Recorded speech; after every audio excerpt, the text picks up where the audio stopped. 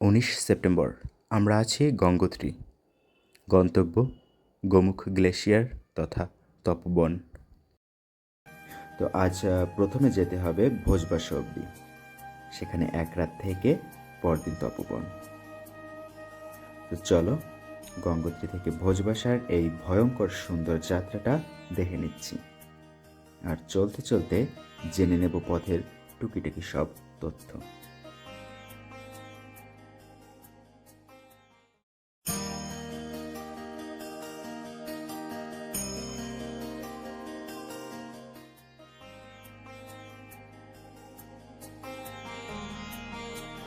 তো আজকে হলো 19 সেপ্টেম্বর, এখন হচ্ছে সকাল 6:30 মতো বাজে। আকাশ পুরো ক্লিয়ার আছে আজকে, রোদও চলে এসছে, সুন্দর সোনালি রোদ।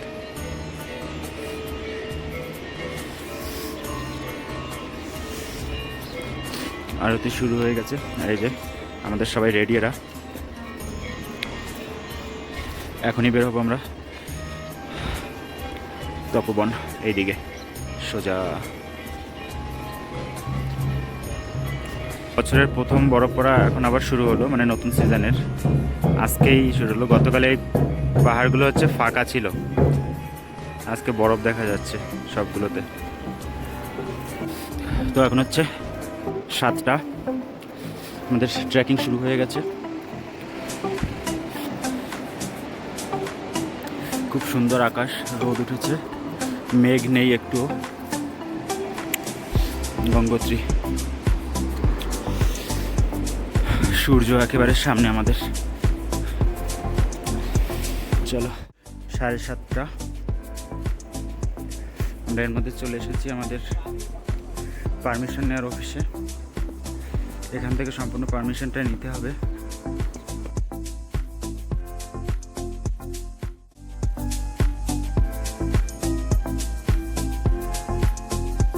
তো আমাদের রেজিস্ট্রেশন কমপ্লিট হয়ে গেল, পারমিশনটা নেওয়া হয়ে গেল। 7:45 বাজে, আবার আমাদের ট্রেকিং শুরু। চলো। আর এখানে হচ্ছে প্রত্যেক ক্যামেরার জন্য এক্সট্রা 500 টাকা করে চার্জ করে। তো হচ্ছে ট্রেকিংয়ের রাস্তাটা 1.5 ফুট মতো চওড়া জায়গায় জায়গায়, আর তার পাশেই 200 মিটার মতো খাড়া ঢাল, নিচে নদী।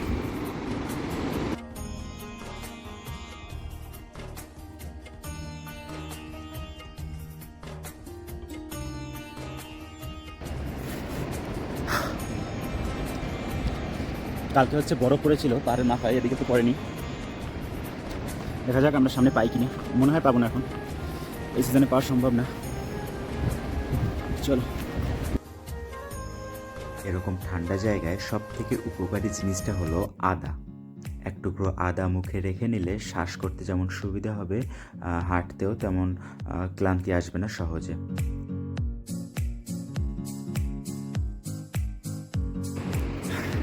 এখন হচ্ছে 8:30 বাজে, আমরা হাঁটা শুরু করেছি।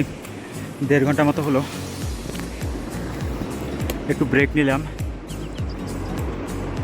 কি সুন্দর জায়গাটা লাগছে।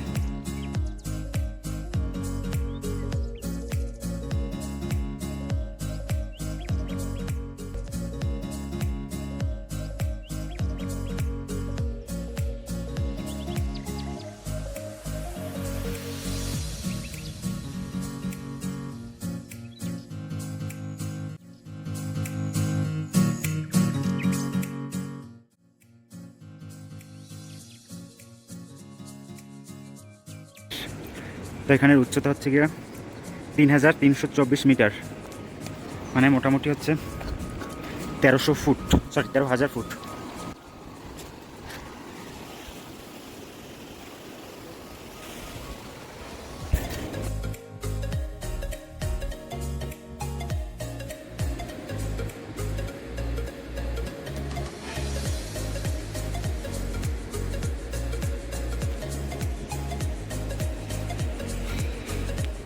পাহাড়ের মাথায় সুন্দর বরফ, আর হচ্ছে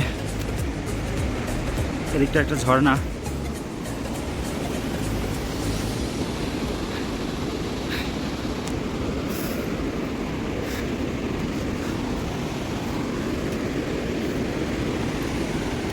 এখানের পথটা মোটামুটি 1 মিটার মতো চওড়া। নিচে এখান থেকে নাহলেও 50 মিটার নিচু ঢালু। আবার ওখানটা নামতে হবে অনেকটা।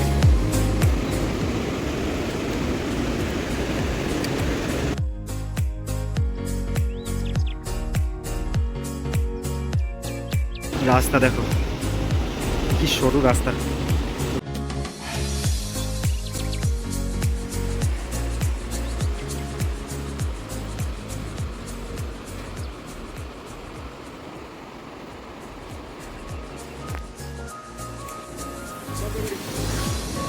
পুরো জঙ্গল।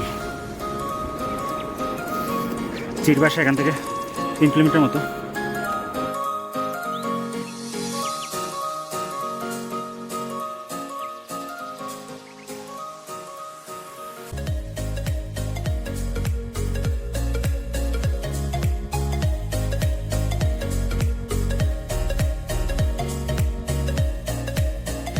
উপরের হচ্ছে যত খাবার দাবার, জল সব এনারা এভাবে নিয়ে যান। রোজ প্রায় 16 কিলোমিটার হেঁটে নিয়ে।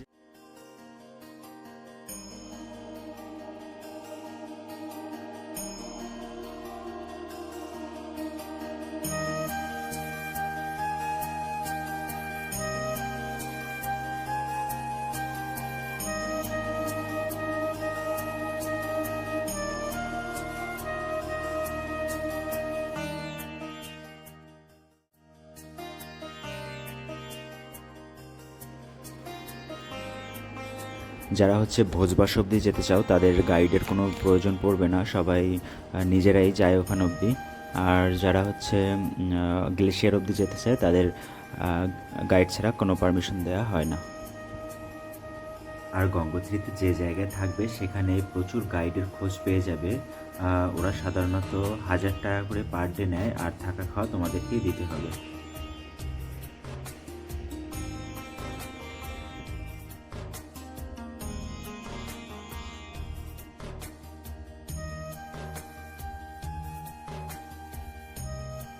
আমরা এসে গেছি আমাদের প্রথম স্টপেজ চিরবাসা। আর নিচের ওই কাঠের ব্রিজটা পেরিয়ে ওপারেই।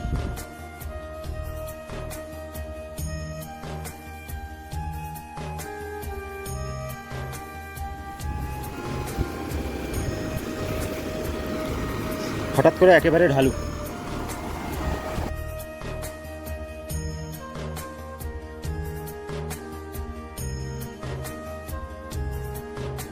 সঙ্গে হচ্ছে খুব বেশি জল রাখার দরকার নেই। এরকম যে ঝর্ণাগুলো বা ছোট ছোট নদীগুলো আছে এগুলো থেকেই আমাদের জল নিতে হয়েছিল। আর হচ্ছে একটা জিনিস খেয়াল রাখতে হবে, যেসব নদী বা ঝর্ণায় শ্যাওলা জমে আছে সেখান থেকে জল খাওয়া যাবে না স্রোত থাকলেও। আর এখানটায় কোনো রকম কোনো শ্যাওলা ছিল না, একেবারে পরিষ্কার ছিল। জলটাও বেশ সুন্দর, বৃষ্টির জলের মতোই অনেকটা স্বাদ, আর জলটাও বেশ ভালো। ওখান থেকে হেঁটে এলাম। এখন হচ্ছে 11টা বাজে। আমরা চিরবাসায় ঢুকছি সবে। দেখি এখানে খাওয়ার রেস্ট নেওয়ার কী পাওয়া যায় বা আদৌ পাওয়া যায় কি না। চলো।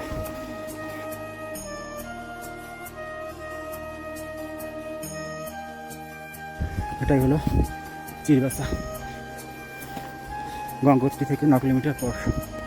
রেস্ট, একটু খাওয়া দাওয়া সবই হবে। তো চিরবাসার ওই ক্যাম্পটাতে 30 মিনিট মতো রেস্ট নিলাম আমরা সবাই। একটা পরোটা 100 টাকা করে, লস্যি যেটা 25 টাকা, সেটা 50 টাকা, খুব বেশি না আসলে। এতক্ষণ যে হাঁটছিলাম একেবারে পাহাড়ের খাদে খাদে, এই জায়গাটা তেমন না আসলে, একটু জঙ্গল টাইপ। আর হচ্ছে খাদে তেমন একটা নেই, আলো ছায়া খেলা চলছে আর কি।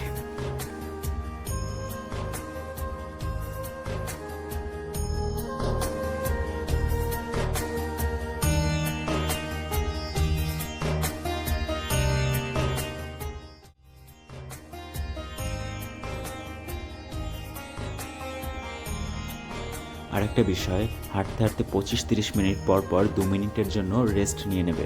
এতে আসলে হাঁটতে আবার সুবিধা হবে, কিন্তু দেখবে যেন 2 মিনিটের বেশি না হয়ে যায়, 5 মিনিট 7 মিনিট এরকম না হয়ে যায়, তাহলে আবার শরীরটা ঠান্ডা হয়ে যাবে, শরীর ছেড়ে দেবে, তারপরে হাঁটতে আসলে একটু কষ্ট হয়। তাই খেয়াল রাখবে যেন 2-3 মিনিট ইজ এনাফ, আবার চলতে শুরু করবে।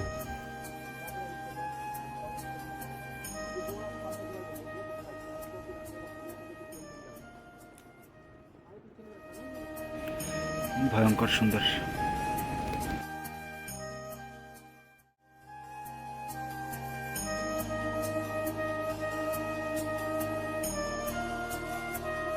এই রাস্তাতেই তোলা কিছু ছবি রইল এখানে।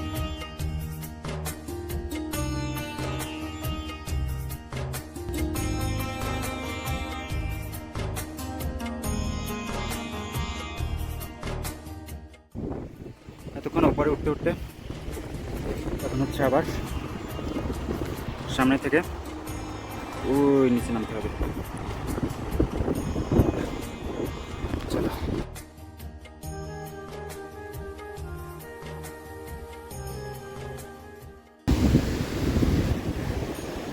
ওই ওপর থেকে নেমে এলাম, হচ্ছে ছোট এখনো পালাতে হবে।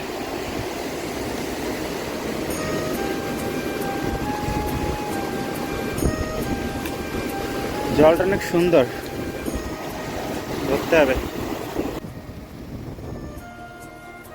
এটা ক্রস করার সময় এখান থেকে জলটা রিফিল করে নিতে পারো। এই জলটা বেশ ভালো আর প্রচুর মিনারেলস থাকে, যেটা আসলে এই পাহাড়ি জলগুলোর বৈশিষ্ট্য, আর হচ্ছে আমাদের শরীরের জন্য তো প্রচণ্ড ভালো। আর এরকম পরিবেশে এই জলটা বেশ কার্যকরী। অনেক দূর থেকে জল টেনে আনার থেকে, গঙ্গোত্রীর থেকে এখান থেকে কালেক্ট করে নেওয়া বেস্ট।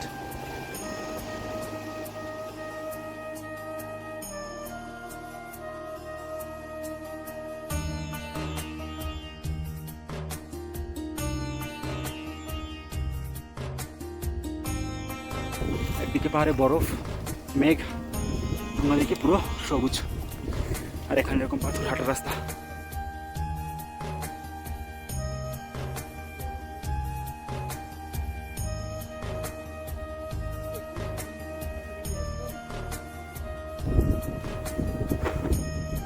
পুরো ঘাস এই রাস্তাটায়, ঘাসের মাঝখান থেকে ছোট ছোট ঘাস, বড় গাছপালা এখন আর খুব একটা বেশি দেখছি না।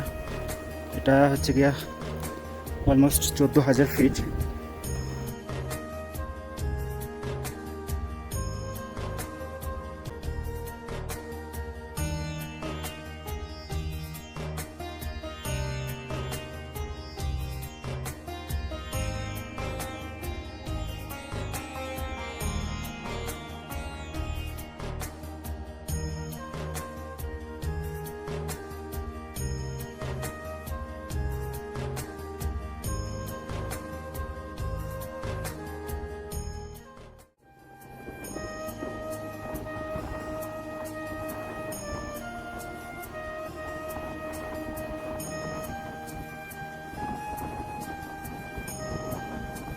পুরো জার্নিটাতে ছবি তোলার জন্য সব থেকে ভালো ফ্রেম পাচ্ছিলাম এই জায়গাটায়। তোমরাও ট্রাই করতে পারো এই গাছটার নিচে।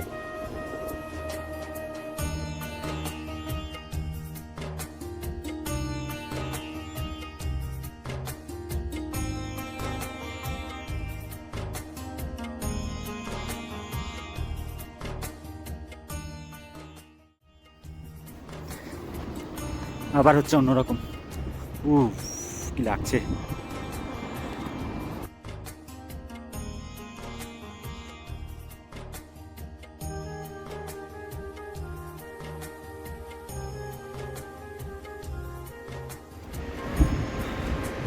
ল্যান্ডস্লাইড। এরকম নড়বড়ে পাথরের জায়গাগুলো দেখে শুনে সাবধানে পার হওয়া উচিত।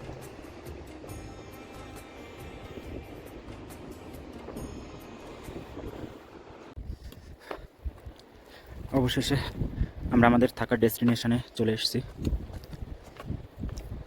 ভোজভাষা। সকাল থেকে প্রায় 15 কিলোমিটার হাঁটা হলো এই পাহাড়ি এবড়ো খেবড়ো রাস্তায়, উঁচু নিচু রাস্তায়। এখন একটু স্বস্তি লাগছে। সামনের এই দৃশ্য দেখলে এমনিতেই সব ক্লান্তি দূর হয়ে যায়। এই যে ভোজভাষা ভ্যালি,